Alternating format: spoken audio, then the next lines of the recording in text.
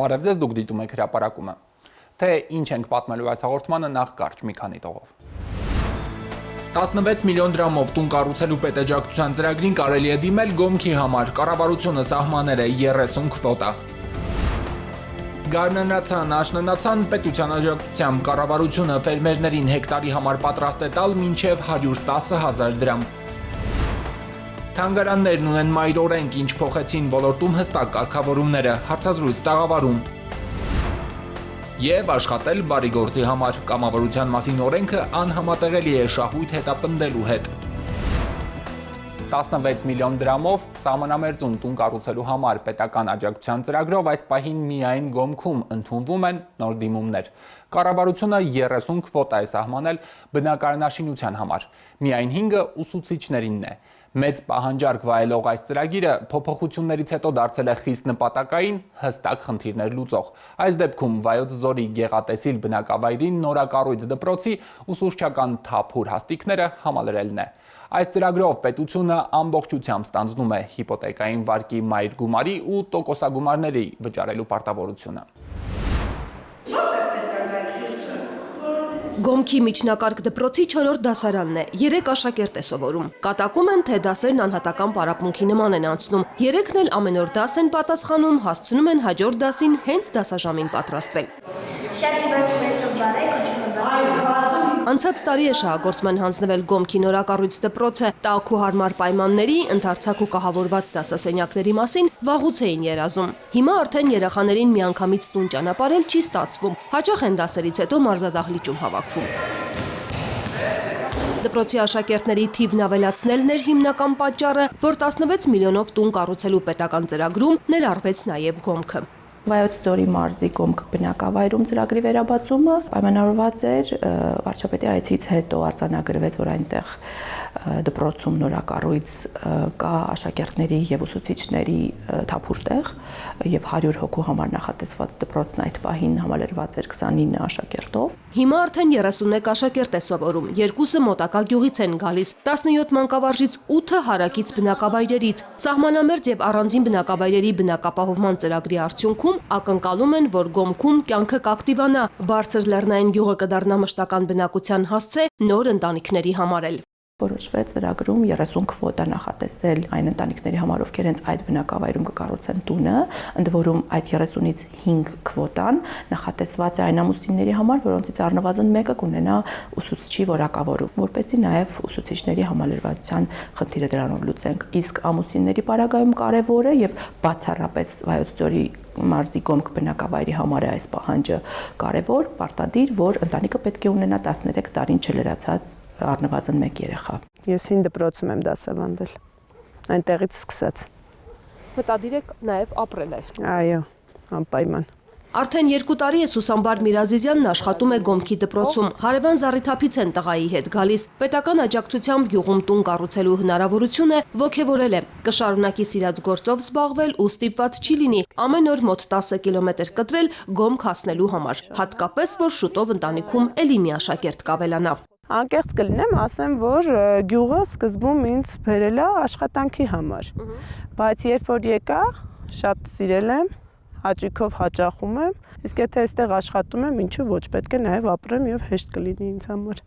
Ծրագրի շահառու ուսուցիչների համար գյուղում արդեն հողատարածք են առանձնացրել։ Տեղը հարմար է դպրոցին մոտ, կկարողանան եւ տուն կառուցել, եւ հողագործությամբ ու անասնապահությամբ զբաղվել։ Երկար տարիներ Գոմքում ուզում էինք վերաբնակեցում անեինք, բայց չէր ստացվում։ Ով էր գալիս էր մի տարի, 2 տարի բնակվելուց հետո նորից արտագաղթում էր։ Այս դպրոցը բացվելուց հետո պայմանները շատ հարմար էր։ Այդ մարդիկ նորից երեխաներին բերել են գյուղ։ Բացի դրանից էլ 15 հեկտար տարածք կա, որոշվել, որ կատեգորիա փոխվի եւ հատկացվի, որ այդ բնակարանները կառուցեն։ Վարչական ղեկավարը լիահույս է, ծրագրի շնորհիվ գյուղի համար զարգացման նոր փուլ կսկսվի։ Հենց որ ուսուցիչների համար նախատեսված հողը աճուրդի հանվի, Լուսինեն էլ կգնի ու կմիանա ծրագրին։ Գյուղը պետքա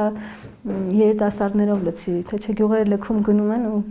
լավ չի։ Գյուղում ինչն է վատ, որ չապրենք գյուղում։ Ինչով է տարբերվում գյուղը Վայքից կամ Եղեգնաձորից, իմ համար չի տարբերվում ոչ մի բանով։ Այստեղ է ծնվել, մեծացել, միջնակարգն ավարտել, 2021-ից էլ դասավանդում է Հարազատ կրթօջախում։ Շուտով աղջիկն էլ դպրոց կգնա, սպասում է երկրորդ բալիկին։ Իր երեխաների համար Հարազատ գյուղը ապրելու, նախնական կրթություն ստանալու լավագույն հասցեն է համարում։ Հաջորդիվ եւս մեկ սպասված պետական աջակցության ծրագրի մասին ենք պատմելու, այս անգամ գյուղ ոլորտից։ Գարնանացան աշնանացանի աշխատանքների կազմակերպման համար կառավարությունն էլի օգնության է հասնում։ Այս տարի հացահատիկայինից մինչև հատիկա ընդեղենային, կերային մշակաբույսեր աճեցնողներին գյուղաշխատանքների ծախսի ու էլիտար սերմացուի գնի 50% փոխհատուցում է սպասվում։ Որ ֆերմերների ծախսը կրճատվի, մշակվող հեկտարներն ընդլայնվեն, որակյալ բերքն էլ ավելանա, պետությունը պատրաստ է հեկտարի համար 70-ից 110 հազար դրամ տալ, կախված մշակաբույսից։ Հնարավորությունից օգտվելու համար պետք է դիմում ներկայացնել։ Համայնքապետարաններ։ Կանաչերը արդեն։ Արագածոտի նախալեռնային գոտում հիմնականում մարտի կեսից են դաշտի գործը սկսում, արդեն 34 տարի, տարին բարեբեր լինի չլինի, Թաթուլը Թալինի Համանուն գյուղից իր հողերն անմշակ չի թողնում։ Մոտավորապես մի 10 հեկտար ուզում ենք գարից հանենք, մի 5 հեկտարն էլ թողենք ցելադաշտ, այսինքն հանգստանա, որբեսի աշնանը ցանենք ցորեն։ Այս տարվա բերքից ակնկալիքները շատ են, քան նախորդից, ցանքն իրականացնում է ոչ թե հին բերքից ամբարած սերմերով, այլ էլիտարով։ Հին սերմերը, որ մշակում ենք, բերքը շատ չի լինում, էլի, ասենք 2 տոն, 2 տոն ու կես, էլիտար սերմերը մշակում ենք, մոտ մի 3-3.5 տոննա ստանում ենք, էլի, հեկտարից։ Այս տարի հին սերմացուից հրաժարվել հավաստագրվածով ցանքն իրականացնել որոշեց, երբ իմացավ, որ պետությունը պատրաստ է մասնակի փոխհատուցել հացահատիկային մշակաբույսեր աճեցնողների ծախսը սկսած վարուցանքից մինչև սերմացու։ Գյուղտեխնիկային վարձում օգնող ուժ ներգրավում պարկերով պարարտանյութ տալիս հեկտարներին ծախսերը շատ են, էլիտար սորտի սերմացուի համար հաճախ գումար չի մնում։ Շատ լավ բան է մեր գյուղատնտեսության համար, որբեսի մենք մշակենք հողերը, մեր ծախսը, ոնց են ասում, մեր հետ կիսվում է պետությունը, մեզ օգնում է։ Ցորեն գարի եգիպտացորեն հաճարից մինչև ոլոր, լոբի, ոսպու, սիսեր կերային մշակաբույսերից էլ առվույթ, կորնգան, կերիճ ակնդեղ։ Կառավարությունը գյուղատնտեսական 2025-ին պատրաստ է փոխհատուցել այս տեսականու մշակությամբ զբաղվողների վարուցանքի բերքահավաքի ծախսերի եւ սերմերի արժեքի 50%-ը մինչև 100 հեկտար մակերեսով։ Օգնելով գյուղատնտեսներին բարելավել իրենց տարեկան եկամուտը, ըստ էության նախ եւ առաջ սոցիալական խնդիր լուծելով հեռանկարում ծրագրից այլ կարևոր ակնկալիքներ էլ կան։ Հողերն են մշակվում, որովհետեւ չմշակվող հողերը դեգրադացվում են։ Վաղը մյուս օրը պետությունը հսկայական գումարներ ծախսելու դեգրադացված հողերը դեպի շրջանառություն վերադարձնելու ուղղությամբ։ Շատ կարևոր է պայմանային անվտանգության տեսանկյունից։ Այո, Հայաստանում ցորենի արտադրությունը բարձր եկամտաբեր չէ, բայց ավելի լավ է սուբսիդավորել մեր գյուղաբնակ քաղաքացուն, օրինակ 50,000 տոննա ցորեն արտադրենք, այդ նշանակում մենք 50,000 տոննայով մեր կախվածությունը այլ երկրներից նվազեցնում ենք։ Գարնանացան հացահատիկայինների մշակության յուրաքանչյուր 1 հեկտարի համար փոխհատուցումը կկազմի 70,000 դրամ, աշնանացան ցորենինը 80,000, եգիպտացորենինը 85, հատիկա անդեղենային մշակաբույսերինը 100, առվույթ կորնգալինը 110,000 դրամ։ Գյուղատնտեսները մինչև ցանքսը պետք է դիմում ներկայացնեն համայնքի կամ բնակավայրի վարչական ղեկավարին, որտեղ կնշեն ցանքատարածությունների վայրը, մակերեսը, թե ինչ են մտադիր աճեցնել, նաև բանկային հաշվեհամար պետք է տրամադրել ու որոշ փաստաթղթերի պատճեններ։ Ծրագրում ընդգրկված շահառուները բերքահավաքից առավելագույնը 2 ամիս առաջ պետք է ներկայացնեն նաև սերմերի հավաստագրերի պատճենները։ Մենք մտցնում ենք մշակույթ հավաստագրված բարձրորակ սերմերով մշակություն անելու։ Երբ որ ծրագրի այդ բաղադրիչը չես անում, մարդիկ սովորաբար ինչ են անում, իրենց ունեցած գիտելիքներով, իրենց ունեցած սերմով են անում։ Արդյունքն էլ լինում է ցածր։ 33 բնակավայր միավորող Թալին համայնքում արդեն մոտավոր հաշվարկներ ունեն, թե 2025-ի գարնանացանի ու աշնանացանի աջակցության ծրագրով որքան հող կմշակվի։ Ծրագրի արդյունավետությունը գնահատում են հետահայաց 2022-ից, որն աշնանացանի աջակցության մեկնարկային տարին էր։ Այդ տարի 22 թվականի աշնանացան ցորենի ցանքատարածությունները կազմել են 2092 հեկտար, ԱՀԳ-ին նպաստել է ցանքատարածությունների մակերեսի հետ կապված, իսկ 23 թվականին ծրագիրը չի եղել, մոտ 400 հեկտարով պակաս է եղել, այս տարի նախատեսվում է մոտ 10-15% աճ։ Արդեն ունեն դիմումներ ֆերմերներից, կանխատեսում են, որ իրենց տարածքում շահառուների թիվը կգերազանցի 700-ը։ Բուսաբուծության աջակցության ծրագրի այս տարվա բյուջեն նախնական 1.5 միլիարդ դրամ է։ Ակնկալվում է, որ մշակվող վարելահողերի տարածքները կընդլայնվեն շուրջ 36,000 հեկտարով։ Երկար քննարկումներից հետո արդեն 1 տարի է թանգարաններն ունեն առանձին մայրօրենք, ինչ տվեց հետաացող օրենքը այս մշակութային հասցեներին քննարկելու ենք։ Տաղավարում այստեղ է Կրթության, գիտության, մշակույթի եւ սպորտի նախարարի ոլորտը համակարգող տեղակալը։ Պարոն Քոչարյան, 1 տարվա հետահայացով ինչ տվեց օրենքը թանգարաններին։ Իրականում շատ բան տվեց, քանի որ մշակութային ժառանգության գլխավոր ուղղություններից մեկը օրենսդրական դաշտը չէր կարող համակարգված չլինել եւ կանոնակարգված չլինել։ Եվ ասեմ, որ այս 1 տարվա ընթացքում 23 արդեն իրավական ակտ է մշակվել օրենքի կիրարկումն ապահովող։ Բնականաբար ամենակարևոր դրույթների լիազորող նորմերը ամբողջը գտնվում են օրենքում։ Եվ օրինակ սկսած թե ուրեմն մշակութային արժեքների պահպանման, տեղաշարժման, ինչպես նաև աշխատակիցների հետ կապված բոլոր իրանց պաշտոնի անձնագրերի, բոլոր այդ լիազորող նորմերը մշակվել էին օրենքում։ Եվ դրանից հետո արդեն իրավական ակտերով կոնկրետ կարգեր են մշակվել, որոնց շնորհիվ արդեն մենք ունենք կոնկրետ կանոնակարգված ոլորտ։ Առանձին թիրախային բոլոր հարցերի հետևից արդեն կանոնակարգերի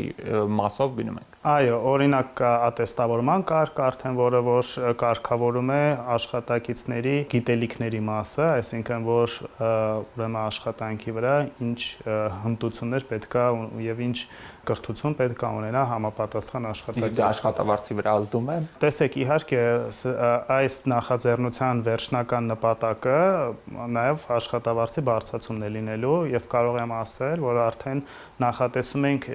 առնվազն 2 մեր թանգարաններում իրականացնել ատեստավորում եւ դրանից հետո դրանից բխող աշխատավարձների վերանայում։ Գումարներից խոսեցինք, անդրադառնանք ընդհանուր բյուջեին, այս տարվա համար որքան է կառավարությունը հատկացնում թանգարաններին եւ արդյոք կան հիմնանորոգվող կամ նորոգվողների ցանկում ընդգրկված հասցեներ։ Իհարկե, կապիտալը միշտ վերջի տարիներին կառավարության ուշադրությունում է եւ 2018 թվականից ի վեր նման կապիտալ հատկացումներ երբեք չեն եղել։ Մեր ազգային պատկերասրահը լավ օրինակ է, թե ինչպես 21 թվականից մինչեւ այս տարի վերանորոգման փուլում էր գտնվում ազգային պատկերասրահը, որի վրա պետությունը ծախսել է զգալի գումարներ, սկսած օդափոխության համակարգը, վերջացրած այդ բոլոր հարկերի վերանորոգումը եւ կարող եմ ասել, որ վերջի հատկացումը եղել է 239 միլիոն դրամ, որի շնորհիվ արդեն վերջնականացվել են բոլոր հարկերի աշխատանքները մոտենում են ավարտին։ Այո, եւ ապրիլի 15-ին ժամը 7-ին նախատեսվում է թանգարանի վերաբացումը։ Գիտեմ, որ կառավարությունը ունի նաեւ առանձին ծրագիր ցուցանմուշների համալրման, այս տարի որ թանգարանները իրենց ժառանգությունը կհարստացնեն։ Այո, եւ 2009 թվականից դադարեցված էր փաստացի այդ գործընթացը եւ 2023 թվականին մենք վերականգնեցինք։ Ամեն տարի մենք ունենք նախատեսված շուրջ 59 միլիոն դրամ, որը որ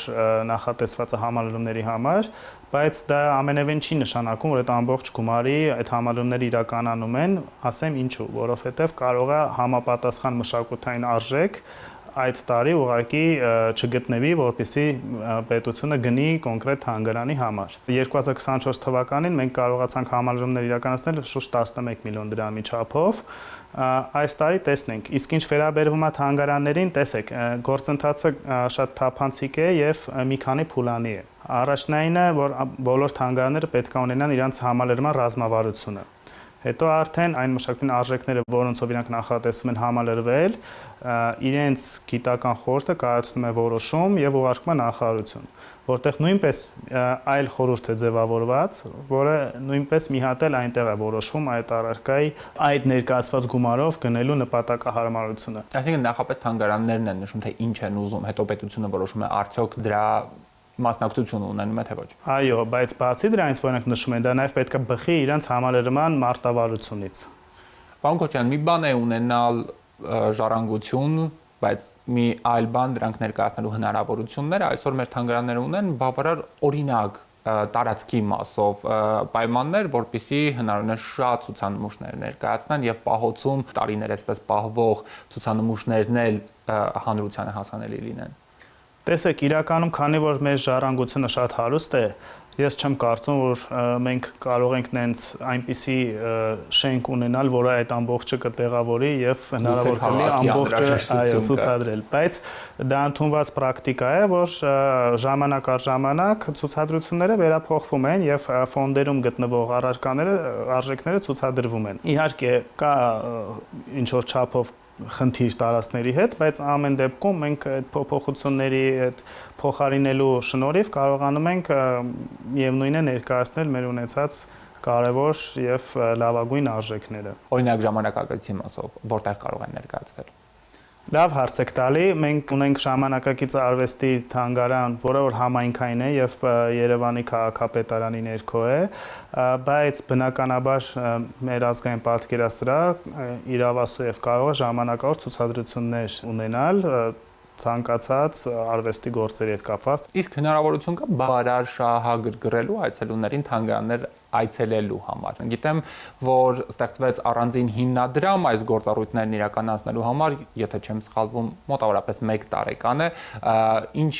արդյունքներ հասցրեց գրանցել այս հիմնադրամը։ Այո, մի տարի ինքը գոյություն ունի, բայց նշեմ, որ գրասենյակը բացվել է բոլորովին վերջերս։ Հիմնադրամը արդեն իսկ հասցրել է իրականացնել Անահիտ Աստվածուհու ցուցադրության մարքեթինգային արշավը Հայաստանում, բայց ուզում եմ ասել, որ նա դեռ կայանում է եւ հիմա բնականաբար արդեն նոր իրավական կարգավորումներն են մեզ նոր թույլ տալիս, որ ինքը ամբողջապես սկսի իրականացնել բոլոր մեր ենթակայության տակ գտնվող 19 թանգարանների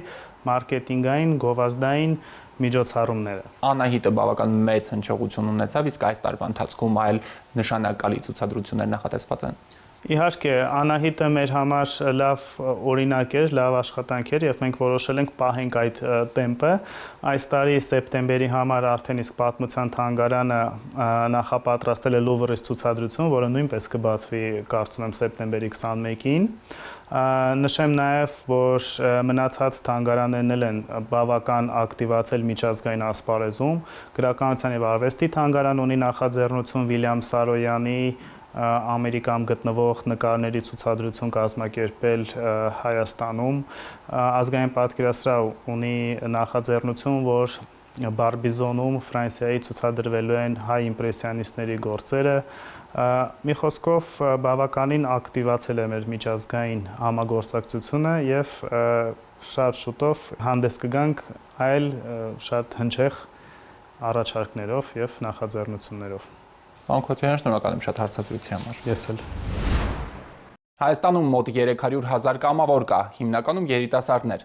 Ոլորտը կանոնակարգելու կամավորության մշակույթը զարգացնելու համար 2 տասնամյակ տարբեր քննարկումներից հետո օրենքը վերջերս ընդունվեց։ Նախատեսվեցին իրավական մեխանիզմներ, հստակեցվեց, թե որ կազմակերպությունները կարող են կամավորներ ներգրավել։ Այսպիսով, օրենքի տեսանկյունից շահույթ հետապնդողներն այլևս չեն կարող շահագործել հանրօգուտ աշխատանքին պատրաստ քաղաքացիներին։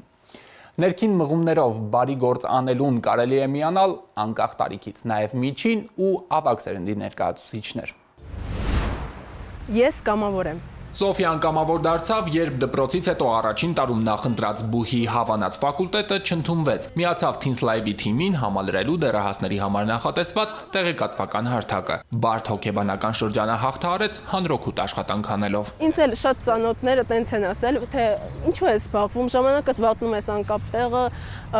գումար չես ստանում դրա համար, ու ես բոլորին բացատրել եմ, որ իմ խնդիրը տվյալ գումարը չի, այլ ինչ որ մի բան սովորելը։ Աշխարհի բնակչության շուրջ 20%-ը կամավոր է։ Հայաստանի վիճակագրական կոմիտեի տվյալներով մեր երկրում կամավորական աշխատանքով է զբաղվում մոտ 300,000 մարդ, հիմնականում 15-ից 30 տարեկաններ, բայց աշխատանքի այս տեսակը միայն երիտասարդների համար չէ։ Տարբեր երկրներում մշակույթը կա,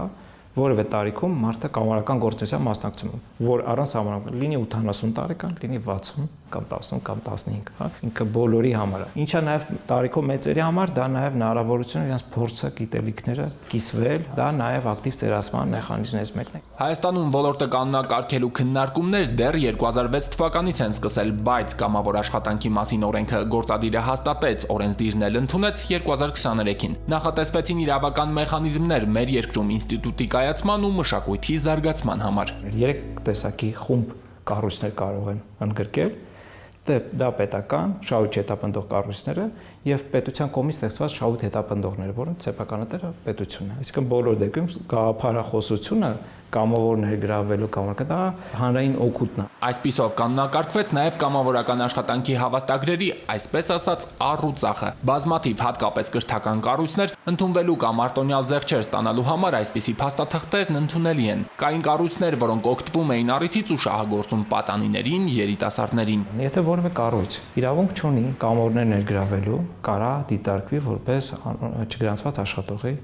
սկզբունքը դա արդեն ընկնում է այլ լիազոր մարմինի արդեն ունեն վերահսկման ֆունկցիաներ։ Կամավորի տեղեկանքների տրամադրման կանոնակարգել ենք դա միայն պետության կողմից հստակ սահմանված կարգով կարող է տրամադրել ու դա միայն e-work համակարգով կարող է լինել։ Այլ տարբերակով պետությունը չի ճանաչում որևէ կամավորական տեղեկանք։ E-work-ը նախարարության ստեղծած տեղեկատվական հարթակն է Հայաստանի աշխատաշուկայի մասին։ Այստեղ առանձին ենթաբաժնում կարող են գրանցվել թե կամավոր փնտրողները եւ թե նրանք, ովքեր ուզում են հանրօգուտ աշխատանք անել ձեռք բերել փորձ, հմտություններ։ Մարդասոցիալիզացումը, փափուկ հմտություններ է ձեռք բերում կամավորության ընթացքում, նաև սոցիալական կապիտալ է ձեռք բերում, հետագայում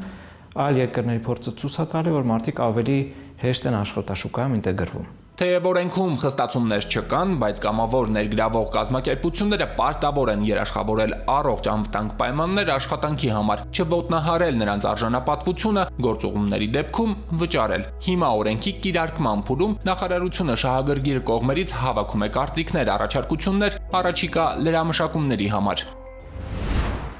Դուք դիտում եք հրապարակումը, շնորհակալություն ուշադրության համար։